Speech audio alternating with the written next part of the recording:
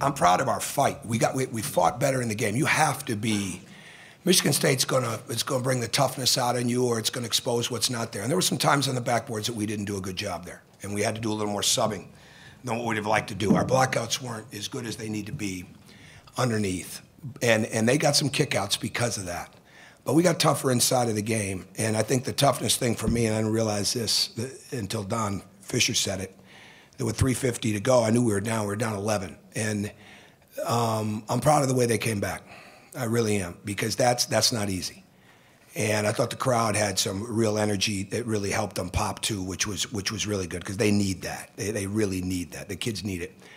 And they had belief that they were going to win the game, and we got right there, at least to tie it, and it just didn't happen. But they played well. They took advantage of some offensive rebound opportunities and got the kickouts that went for them, and we didn't get as many. And we didn't have, when you're going to play Michigan State, you're going to play this time of year and be successful, you got to have a lot of guys playing well in the game that are your best players, and we didn't necessarily have that today.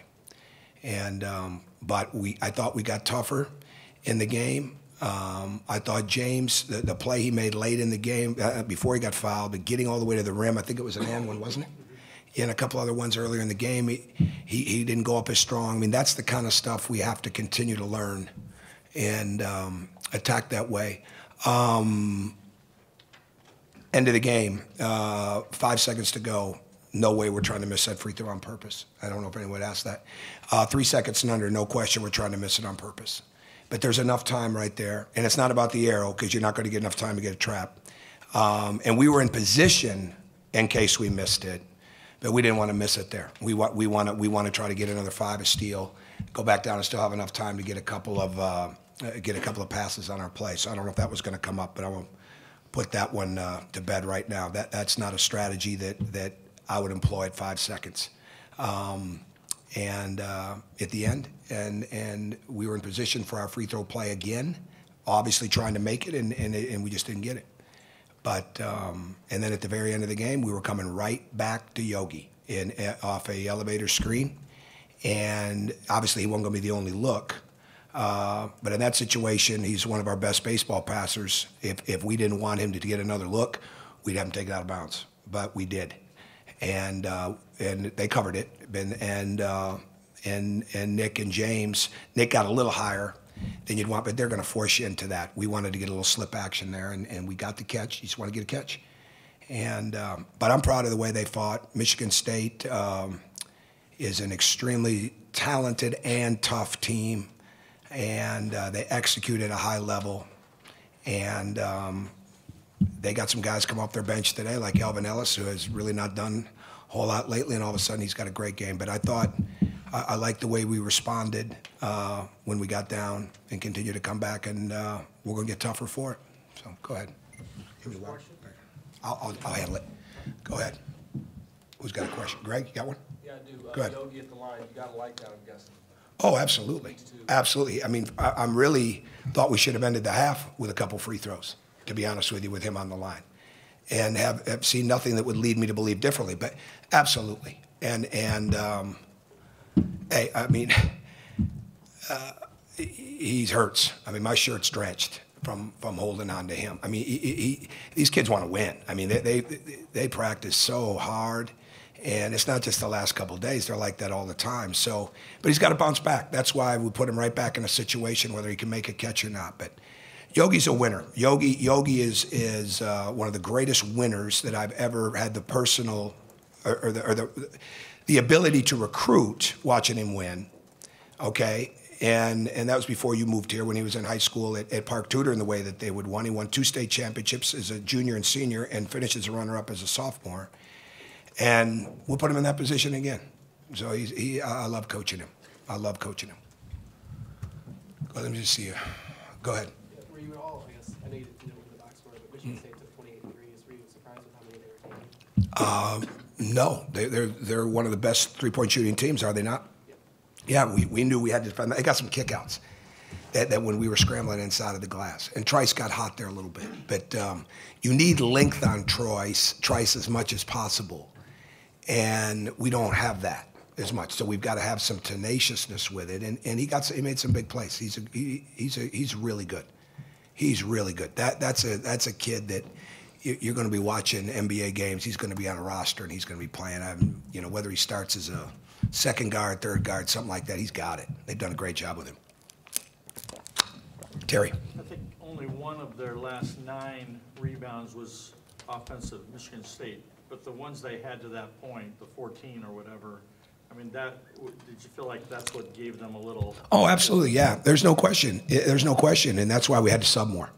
And James and Yogi had 7 boards, so you have to do a good job blocking out with your forwards, okay? And I use that term forwards lightly because we don't have that. We don't have the great size. I was glad we had Colin back. He was in the fight, but we missed some blockouts. We're going to see that film and know that was not good.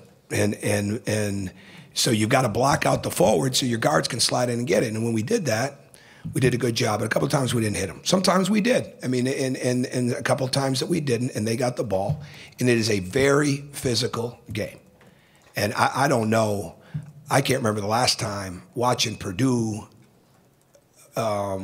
Michigan State the other night.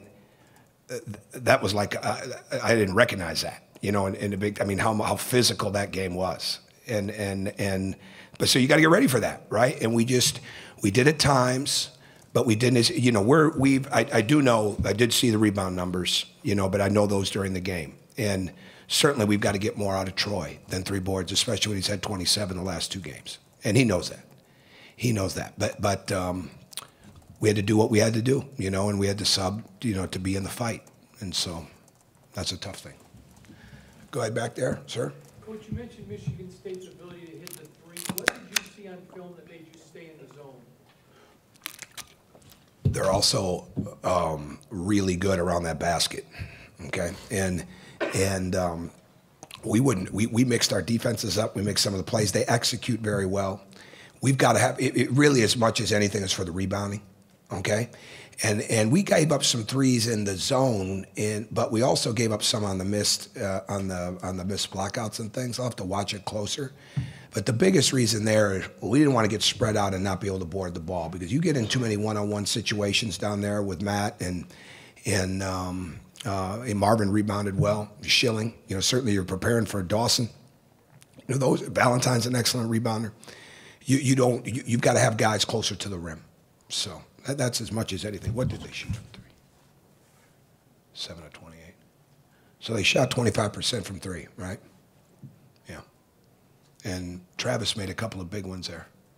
So that was our reasoning there. Go ahead. You mentioned before Troy Williams just had 4 points, just 3 rebounds. Why do you think you seemed like he was never really able to get going today? I don't know. Because he's practiced great.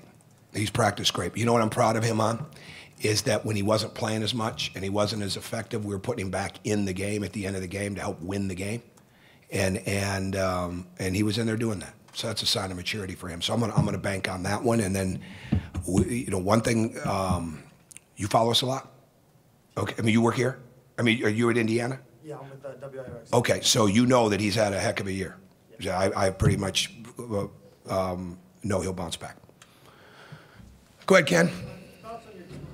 Movement in that zone. It seemed a couple of times Michigan State had some good looks at the basket and good lays for those. Well, I think you just answered your own question. You said a couple of times, okay? And there was probably 65, 70, maybe 65 possessions in the games.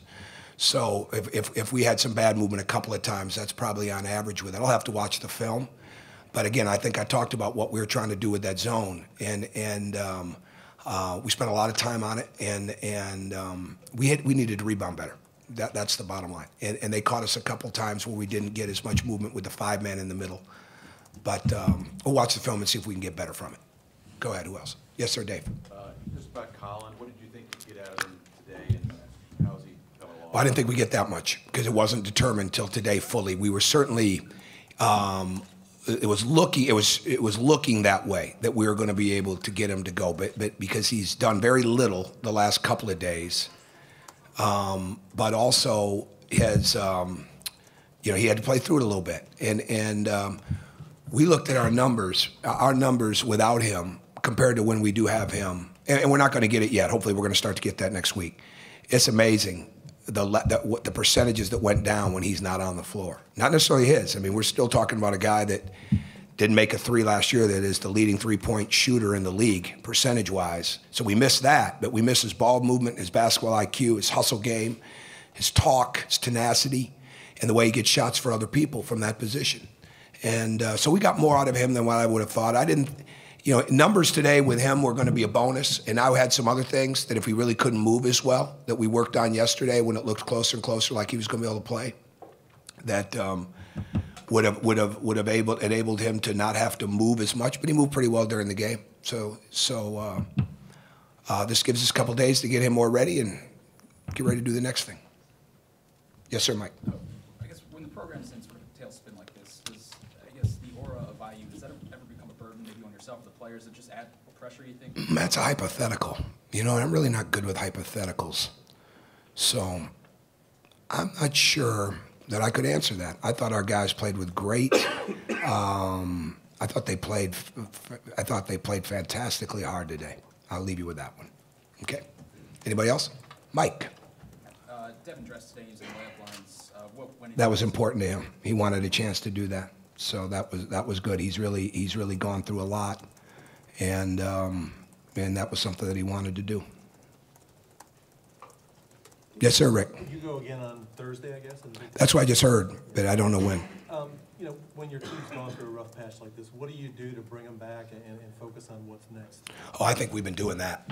I think we've certainly been doing that. I think if you'd seen us practice, you'd look at it and you'd think we're on I don't know if we'd practice that hard if you were on a 10-game winning streak. But no, their attitudes are great, and they're working really hard. And we talk a lot about what we have to do, what we have to ignore, what we have to work through, what we have to process, and at the same time just play hard and go and keep their confidence up. So I don't have any trouble doing that, and 'cause I'm very confident in them, and I think they're getting better all the time. But we did a lot more situational things, to help bring confidence to them. I thought the last couple of days, I think that's important. I think having a strategy for everything, but not overdoing it, and really making sure that, because they've been through so much during the season, and make sure that, as young as they are, that they don't get inundated with everything. That they can still play with some freedom and things there. But obviously, we got to keep getting better. If I had to pinpoint one thing, we've got to get better rebounding the ball, because when we win, we're a +8, and when we lose, we're probably a -5+ right now. And I haven't looked at that. We lost it by 5. So yeah, it was somewhere right in there. +8. We out-rebounded the team by +8 when we win in the league, and it's a little over 5 when we lose. So that's a big number. That's a big number, and we've got to keep building on that. Do you pay attention at all, like the talk of whether you're in or not in the tournament? No, I really don't. I really don't. And I try to get them to understand. I don't read anything with my name in it. So, I really don't. I haven't for some time. JD keeps me aware of what I have to be knowing in case there's a blind side somewhere. But other than that, it's locked into. I read, but I don't read about that stuff. But we just want to get better. Go ahead. James said he felt like he and the team maybe turned it on too late. Did you sense any? Yeah, I didn't sense that. So maybe that's his view. And I thought they were playing hard from the very beginning. I think he went to the rim a little stronger as the game went on. So I would probably, because we were on him about that. But I don't know. I thought they played hard. We've got to rebound the ball. That's what so much of it comes down to. And they make it hard for you to score, so you got to make the next pass, things of that nature. That stuff's important.